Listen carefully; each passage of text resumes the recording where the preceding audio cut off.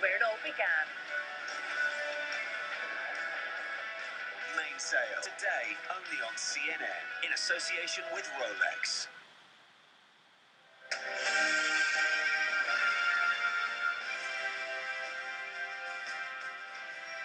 Welcome back. The days of invasive experiments on chimpanzees in the US are nearly over. The US government has approved a new rule which categorizes chimps held in captivity as an endangered species. Starting September, scientists will need a permit to perform biomedical research on chimps. This new legal protection covers more than 700 chimps in research facilities. But the decision drew swift criticism from some scientists who argue chimp research benefits both humans as well as chimpanzees. The program manager of the North American Primate Sanctuary, Erika Fleury, joins us now via Skype. Erika, thanks for being with us. Do you put much stock in this argument that the decision will make it harder for scientific research, that somehow there'll be a negative outcome from this? Yes, well, I do think it will affect scientific research for sure.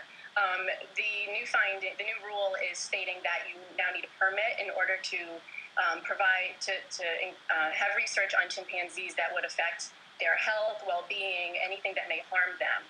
And it also must directly benefit chimpanzees in the wild and their conservation. This is very huge. In the past, it was enough that activities benefit humans, but now it must also support wild chimpanzee conservation, and much research going on in the United States does not do that.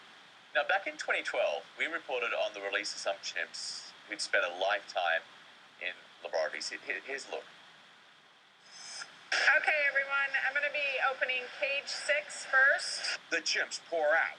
They are at once excited, bewildered, curious. None had ever before been free nor touched grass. Our old colleague John Zarella there. So, Erika, are scientists still carrying out experiments on chimpanzees? Isn't there some other alternative? There absolutely are. There's actually no longer really a debate on the validity of scientific research involving chimpanzees. In 2011, the Institute of Medicine conducted a year-long study on the effectiveness of chimpanzees as research models and determined that they are no longer effective research models. This was then adopted also by the National Institutes of Health, who decided in 2013 that they would no longer be funding the majority of chimpanzee research. Okay, one thing which I found quite surprising when I was doing some reading on this is the number of the chimpanzee population. It's declined by about 2/3, at least 2/3 in the last century or so. It's gone from about 1 million down to no more than 300,000. Do you think most people will be surprised by that?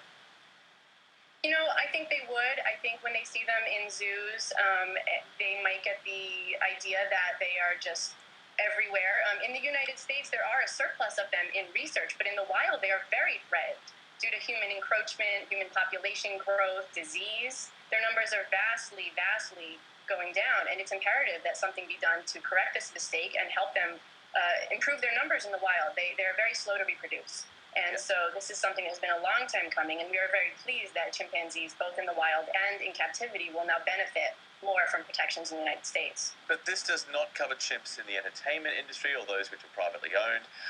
I'm just wondering, isn't it time that we all move beyond the thrill of a chimpanzee riding a horse in a circus wearing a stupid hat?